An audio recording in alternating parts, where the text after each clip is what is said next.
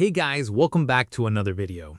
Today we will be looking at how Hu Yu Hao survives the Beast God's brutal strike and finally breaks through to a second soul core. How Zhongli Wu and his evil soul masters chase an injured DTN into the Great Stardew Forest, and how a tense secret meeting with Juzi reveals a dark secret about her son and puts a shocking 10-year truce on the table. Before we dive in, kindly smash that like button and subscribe so you don't miss future episodes. The episode begins with DTN fleeing the battlefield.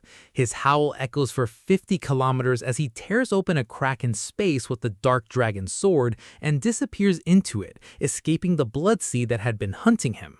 The Blood Sea searches furiously for him but eventually gives up and dissolves into nothing. Zhongli Wu is furious that the Beast God managed to escape, but he knows DTN didn't get away unscathed. Earlier, Zhongli Wu and his group of evil soul masters struck DTN with a red spear.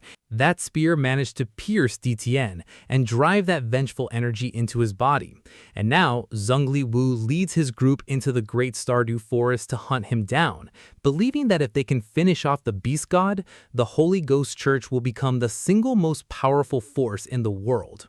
Back at Shrek Academy's side, Hu Yu Hao, Elder Xuan, and the others finally breathe a sigh of relief now that the Beast God has retreated.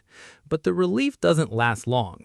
When Elder Xuan lifts the visor of Hu Yu Hao's icy war god's armor, he sees just how pale his face has become. Hu Yu Hao coughs up blood and nearly collapses, and it's only with Elder Xuan's support that he stands on his feet. Elder Xuan quickly gathers everyone and brings Hu Yu Hao back to Shrek City, with Yan Xiaozhe and the rest following close behind. The scale of what just happened settles over the group. Even the Beast God struggled against the Sun Moon Empire's linked soul tools, and the fact that the Holy Ghost Church has power capable of hurting DTN and forcing him to flee is a chilling realization. There's no time to celebrate Hu Yu Hao's success, because that thought alone is enough to demoralize everyone at Shrek. Elder Xuan takes Hu Yu Hao straight to the Sea God's Pavilion, where he kneels before the golden tree and offers a quiet prayer of thanks, telling his departed teacher that he has finally completed his second soul core and vowing to protect Shrek City.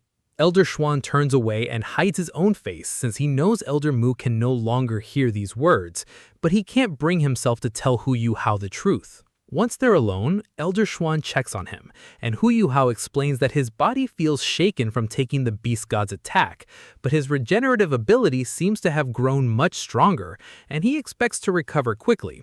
Elder Xuan is thrilled to hear about the successful breakthrough, especially since this second soul core was formed through the rare yin-yang complement technique. He tells Hu Yu Hao he now has the potential to surpass even him and become the strongest soul master in the academy, possibly even strong enough to one day challenge the Beast God himself.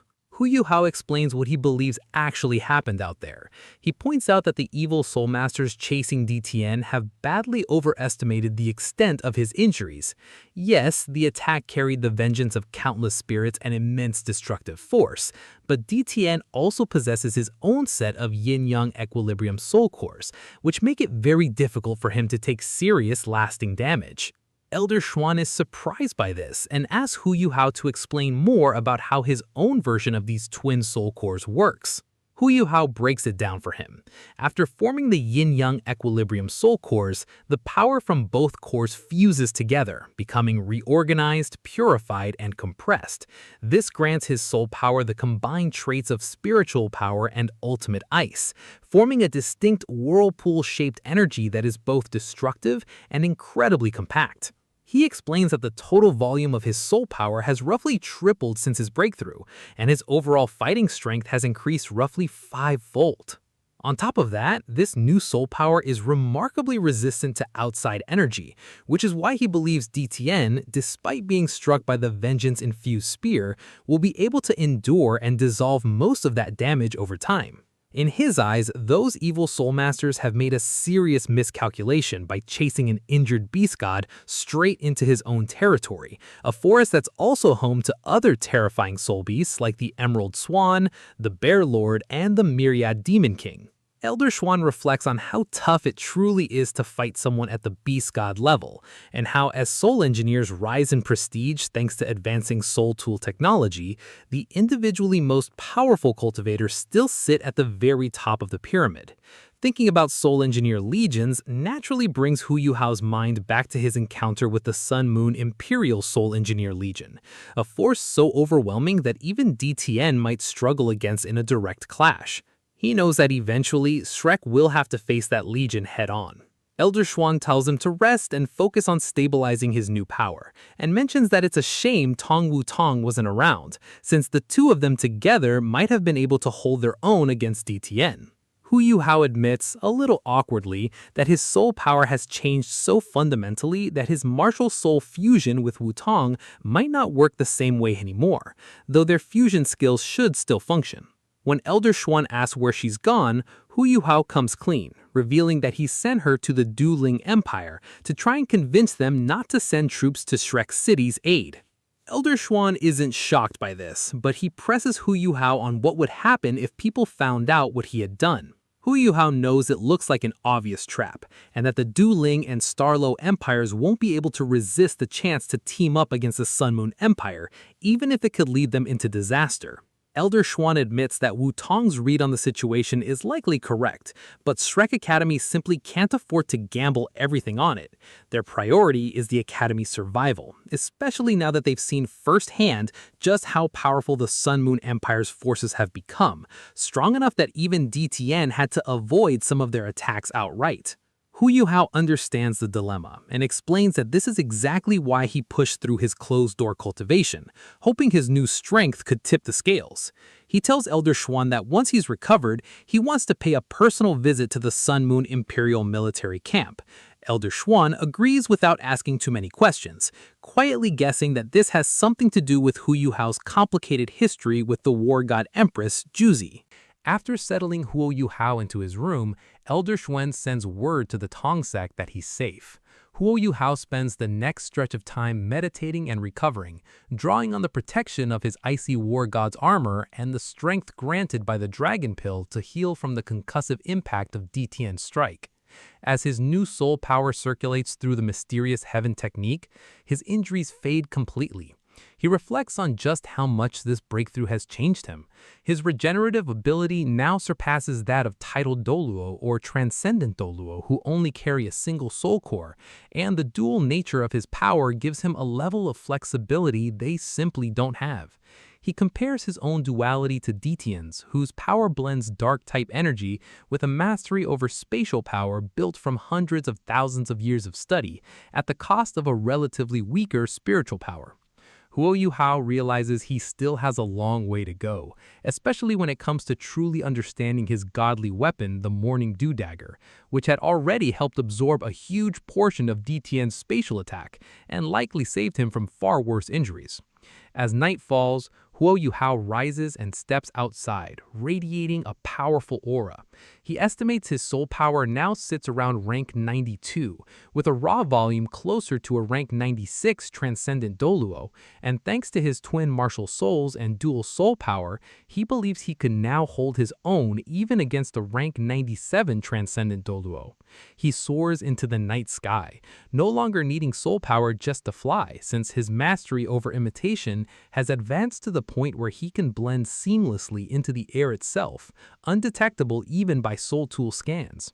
From above, he surveys the scarred battlefield left behind by the day's fighting, a dead zone of dark and ultimate ice energy where nothing can survive for a long time. Using his spiritual detection, he locates exactly who he's looking for within the Sun Moon Empire's camp and descends toward it.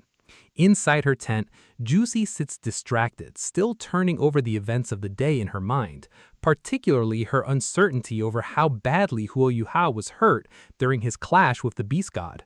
When a voice calls out to her seemingly from nowhere, she panics for a moment and summons her guards from the Fire Phoenix Soul Engineer Legion, only to wave them off, claiming she must have misheard something. Once she's alone again and has activated a spiritual barrier around the tent, Hu Yuhao reveals himself. Juzi is stunned, but doesn't resist as he takes her by the hand and opens a strange black doorway behind them. Together, they step through it, and vanish. Juzi finds herself transported into what looks like a private, hidden realm, a dim and slightly cold space with its own Seoul engineering training grounds. Astonished, she asks where they are, and Huo Yuhao simply tells her this is his own place. When she asks if he can actually control spatial power, he's caught off guard by how quickly she's figured it out. Drawing on her deep knowledge of Soul Tool technology and command experience, she reasons out loud that this must be how he's been able to strike anywhere across the Sun Moon Empire, including the attack that injured Emperor Shu Tianran himself. Huo Yuhao confirms it, admitting he only regrets not being able to finish the job. Juzi warns him that even if Shu Tianran were gone, the empire wouldn't fall apart, since she herself holds enough influence to keep things running. When Huo Yuhao asks what would happen if she were the one to die instead, she calls his bluff immediately, pointing out that if he really intended to kill her, he never would have brought her here in the first place. Huo Yuhao originally planned on holding her captive, hoping her absence might force the Sun Moon Empire's army into disarray and take pressure off Shrek City. But Juzi calmly dismantles that plan, laying out exactly how her disappearance would backfire. She explains that without her steady hand, command would fall to Zhongli Wu and the Holy Ghost Church, who despise Shrek City, and would use her absence as the perfect excuse to unleash the army completely.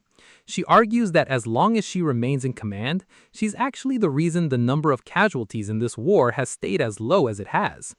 As they talk, Juzi opens up about her own motivations. She explains that her drive for revenge against Shu Tianran faded years ago, and that everything she does now is for her son. With visible pain, she reveals that Shu Tianran forced a painful, deeply personal betrayal on her in order to secure a crown prince and strengthen his hold on the throne, never once loving her as a real wife. It's a deeply painful secret, and Huo Yuhao is shaken to learn just how much she has quietly endured. Juzi asks Huo Yuhao for a favor in return for a temporary peace.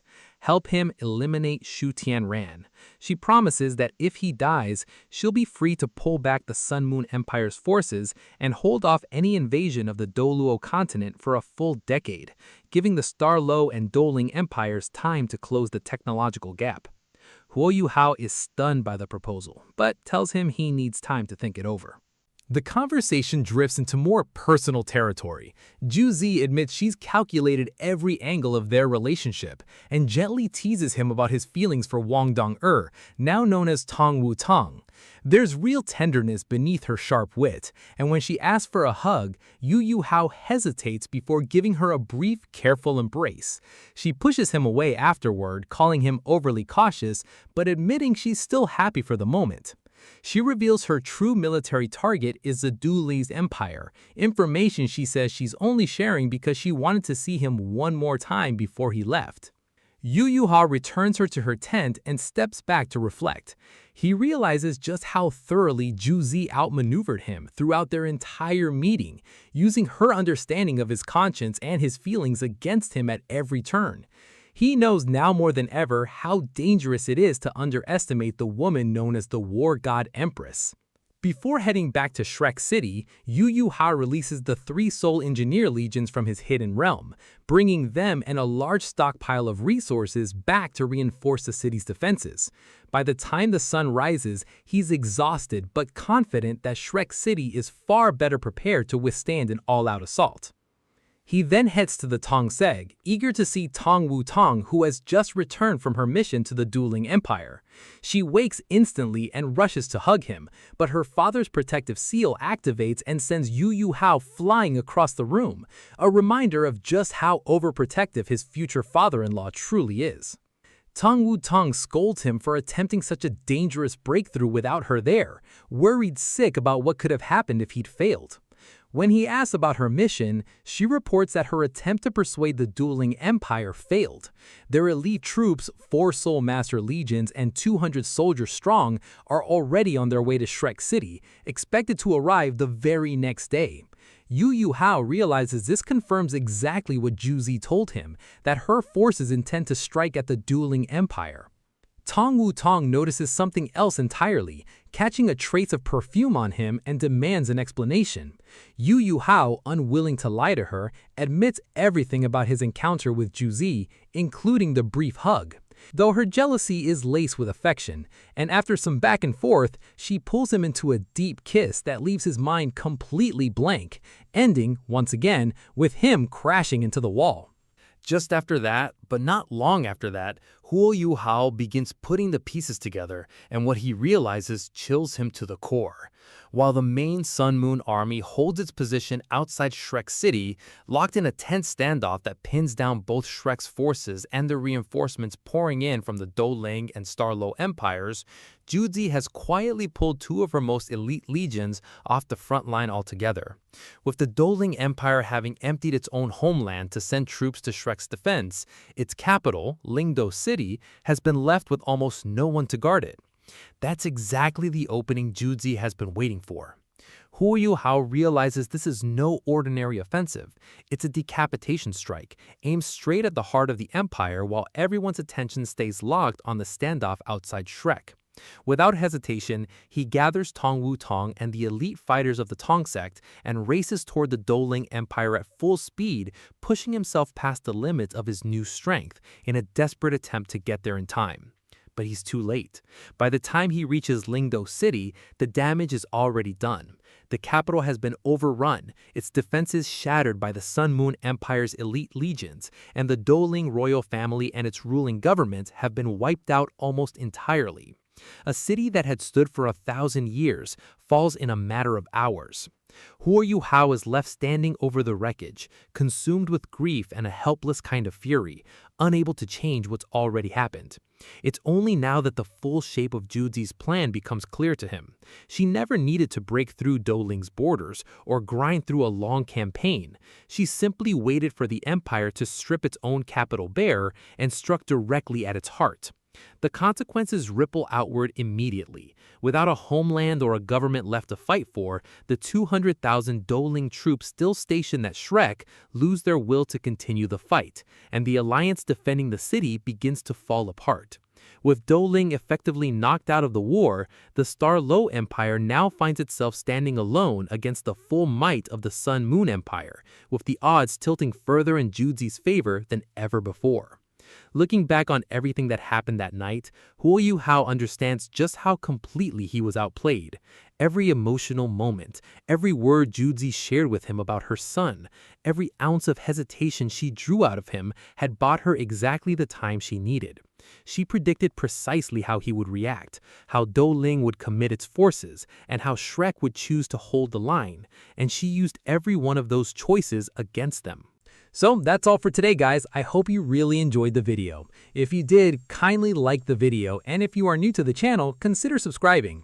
In the next episode, we'll see how Yu Yu Hao's decision to spare Juzi and the coming clash with the Douling Empire's army begin to reshape the war for Shrek City. So see you in the next video.